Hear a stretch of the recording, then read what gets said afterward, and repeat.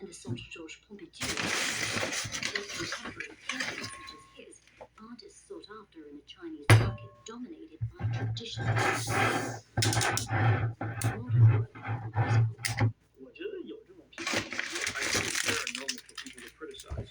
After all, I'm doing what I want and don't think too much about cultural tradition or what's popular according to the current climate. But that climate is changing thanks to younger buyers.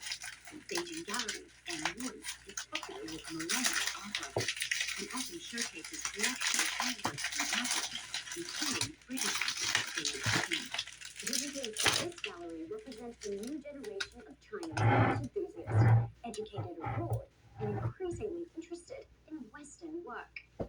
But they are the urban elite minority. The majority of Chinese art buyers are middle-income, middle-aged, and buying their art in places like Dufferin Village. Art dealer Jack Ye serves a man looking to decorate his home. 10 years ago, most of his customers were foreigners looking to buy copies of European paintings. Today, he says they're mostly middle-income Chinese looking to buy original Chinese art. He says the change is thanks in large part to a government push to shed China's copycat label. 有很多的画家 Highly skilled painters or art school graduates were trained and encouraged to create original work. Artistic taste and education is improving, and in the future, it will be even better. It's that future that Zhang Wuchuan looks forward to. When his copies are complete, he works on his own art, a fusion of Western and Chinese styles. Zhang says China's growing art market means it's now more profitable for him to be original. These days, when customers are interested in my work, they're more generous in what they're willing to pay. As an artist, I dream of producing excellent art of my own and leaving behind influential work for the next generation. As China's art market develops, artists like Zhang Wuchuan are producing art that's more reflective of themselves and hoping for a life spent copying less and creating more. But in China, the freedom to create does not carry over to everyone. Uyghurs are Muslims who trace their roots back for thousands of years to Central Asia.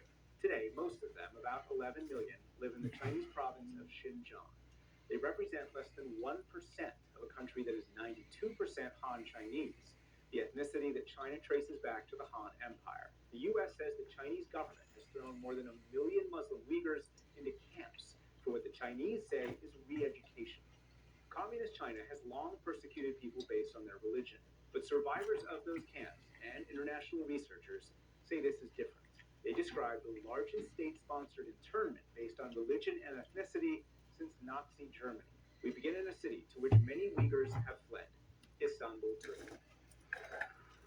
Istanbul is 2,500 miles from Xinjiang, China. Muslim Uyghurs who live here are free, but their minds are still imprisoned. I never imagined this could happen in the 21st century. Innocent people subjected to cuffs on their hands, shackles, and black hoods over their heads. Gulbahar Jalilova lives alone in a small apartment. The injuries she suffered in Chinese detention 2 years ago have healed, but she hasn't gotten over the memories. I saw them, 14-year-old girls to 80-year-old women. They'd take them for interrogation. They would come back and their bodies were bruised, their heads swollen. After 3 months, they put a black hood over my head and took me away. Is it still upsetting?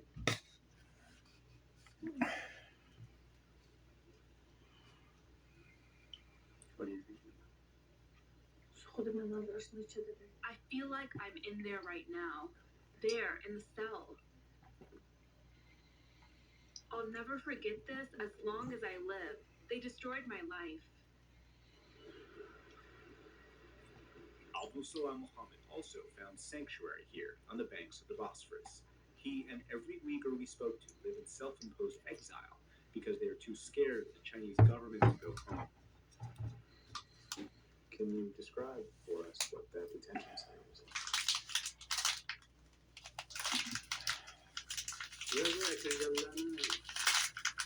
They brought everyone in there because they told us suspicious. There's unimaginable oppression inside. Every day they tossed us a little bread and water so that we didn't die. And every day they would interrogate 15 or 20 of us with unbearable brutality. We were a people who've lost their freedom. We became their target because we'd studied religion, because we had influence in our society.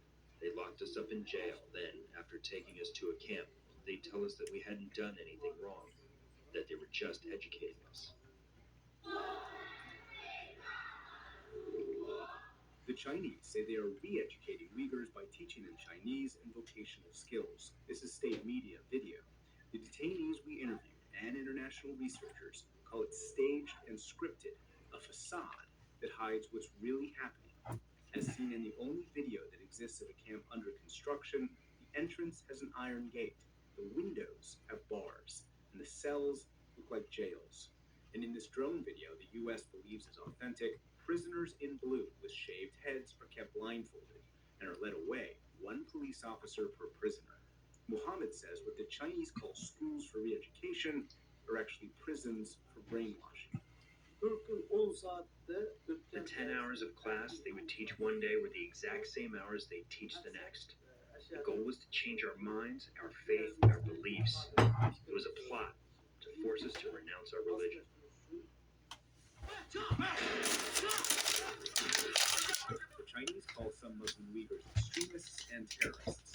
In 2009, Uyghurs in Xinjiang's capital rioted. Almost 200 died, and hundreds more were injured, mostly Han Chinese, the ethnic group that represents 90% of the country. Uyghur militants affiliated with Al-Qaeda took credit for the 2013 attack in Tiananmen Square that killed 2 people. And China blames male and female Uyghur militants for this 2014 knife attack that killed more than 30. Those attacks are claimed by Uyghurs in Xinjiang, East Turkestan, which self-declared independence in the early 20th century. China says it's administered Xinjiang since 60 BC, and Foreign Minister Wang Yi says China is fighting separatists. The education and training centers are schools that help the people free themselves from the influence of extremism and terrorism and acquire professional skills. The centers are anything but horrific concentration camps. But in Xinjiang and a neighboring province, residents say China's launched a campaign against Islam. The government has partially destroyed at least a dozen mosques. And Uyghurs say the Chinese are only targeting their religion. In Istanbul, Uyghurs describe how China criminalized Uyghur language and all Uyghur culture. International researchers have called that campaign cultural genocide. China has even banned Uyghur music. Yusuf Suleiman sings about a culture that's been lost and a people who've been silenced.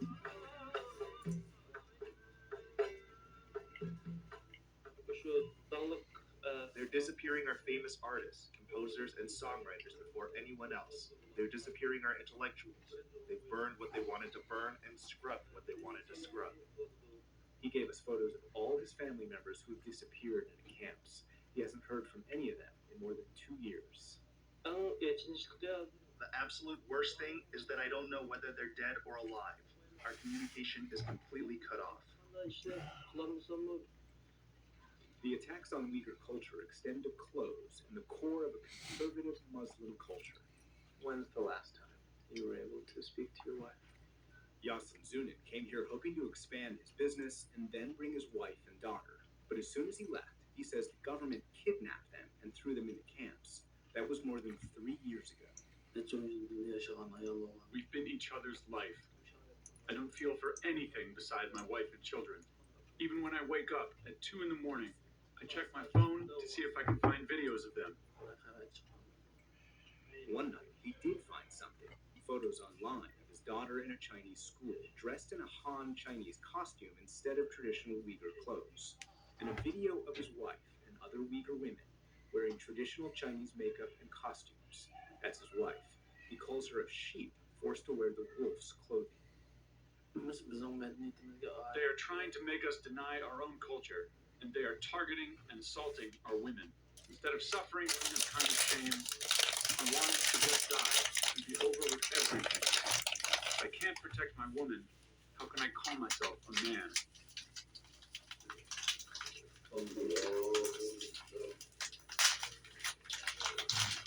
Abid al-Hakim says many Uyghur men have been powerless to protect their families from the Chinese government. Can you tell me how a Han Chinese ended up basically as a member of your family? Ever since the government began locking up most of the men, women, children, and the elderly have been left behind. The government has sent officials to be ears in these households. They sent one to my uncle's house. Al-Hakim takes out his phone and opens a grainy photo. His aunt in Uyghur clothes, his uncle in Uyghur clothes holding his baby cousin, and then a Han Chinese man posing like a member of the family, but he's not a member of the family. Was he forced onto your family? He was forced. He wouldn't be able to live there if he weren't. State media does stories on Han Chinese inserted into Uyghur families and calls the program United as One Family. 1.1 million Han Chinese have been sent by the government into Muslim homes. In your opinion, why is the Chinese government doing this? They refer to Uyghurs as criminals. If we ask them what our crime is, they say openly, "Aren't you Uyghur? That's crime enough." In Xinjiang's capital, a huge statue of Chairman Mao looms over the city. In multiple interviews across China, we heard the same thing. China's fighting terrorism and fake news. Su Ge is a former ambassador and former head of one of the Chinese Foreign Ministry's think tanks. China and the United States, I think that we feel the same about the extremists. We also have this danger of terrorism. The best way to eradicate radicalism is to provide education, to provide development. There have been cases of imprisonment that are on a mass scale, not just of terrorists or suspected terrorists, but actually entire families and entire cities. Oh, well, to us, that's just somebody's trying to write a story about it. Meaning, I you think they're fiction? But I would say that if you have only interviewed those people who, for some reasons, who are paid for, somehow. Do you think they're paid to tell these stories? I do not know. I'm only saying that, but they must have a source for income. You ask them, how many policemen have been injured and just by terrorists? But in the name of pursuing terrorists, international researchers say China turned Xinjiang into an open-air prison. Local residents say police keep a close eye on all Uyghurs, interrogate them wherever they go, check their documents every few feet, and forcibly collect DNA samples. And researchers identify at least 85 camps and probably many more across Xinjiang. All of them are recently built. A barren field in August 2016 became, in 1 year, what researchers say is a former school turned into a camp with barricades and barbed wire. Just 6 miles away, researchers say another camp started being built in early 2017. In late 2018, there were barricades, watchtowers, and barbed wire enclosures, and more than 1 million square feet of buildings. The US says more than 1 million Uyghurs have disappeared into Chinese detention. On the outskirts of Istanbul, Uyghurs have been doing their own building to try and protect their identity. It's a school where hundreds of Uyghur children are being raised and educated in Uyghur language and history. The children are all right because their minds aren't formed, but the adults stare into the distance, trying but failing to forget. Akil Shamsi is the English teacher. First, my mother was arrested, and 3 months later, they released my mother, dead body. My mother was very healthy when she was at home. 3 months later, she died. It is impossible to walk through here without adults asking to share their stories, so we assembled 5 of them. Could you raise your hand if you have multiple members of your families currently in a camp in Xinjiang? Sirajuddin Al-Qadir fled Xinjiang after the Chinese threatened to take his passport. Today, he's the school's security guard. He hasn't heard from his family since he left them 3 years ago. Wonder what? I told my children farewell, and we will meet again. That's the only thing I got to say to them. I never thought this would happen. I'm security here. They provide my meals. At this age, I cannot do anything else. That is what God gave me. I'm incredibly lonely. Everyone here has their own stories of family imprisonment. Both of Tursun Yasin's brothers, 42-year-old Abdugeni Musa's daughter, and other children. Abla Tursun spent 1 month inside a camp, and 72-year-old Amina Emmett is the principal's mother. Do you know where your children are? I don't know. I'm searching for any kind of news every day. The Chinese say they have closed the camps and Uyghurs have returned home. But everyone here says their family members are still missing. Emmett's 19 children, grandchildren, and their spouses are still missing. I wish God would free us from the Chinese. The Uyghurs are too weak to resist. There are no Uyghur people left, no people left in our homeland. My eldest son passed away years ago. I basically raised the 2 of his kids myself, but even they were taken away.